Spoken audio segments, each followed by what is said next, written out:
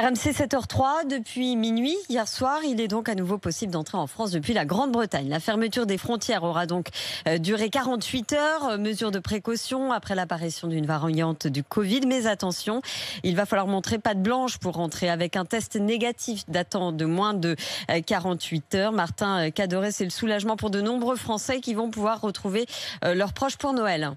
Julien ne passera pas les fêtes seul dans son appartement de Birmingham, mais en famille. Il sera dans l'un des premiers Eurostars pour Paris ce midi. Moi, j'ai eu de la chance parce que mon billet de train est pour tout à l'heure, jusqu'à ce que l'annonce soit faite de réouverture avec moyennant un test, donc rien n'a été vraiment sûr. Il y avait une part de moi qui pensait que peut-être j'allais passer Noël ici en Angleterre. Au final, j'ai eu vraiment beaucoup de chance. De la chance, mais surtout de la réactivité. Quand il y a eu l'annonce dimanche soir et la recommandation de faire des tests, je vais prendre directement rendez-vous à la première heure lundi et les résultats sont arrivés le lendemain matin, première heure aussi. Ce fameux test, Yannick a eu du mal à le réserver. Ce Français le passera aujourd'hui avec sa femme et ses enfants. 800 livres.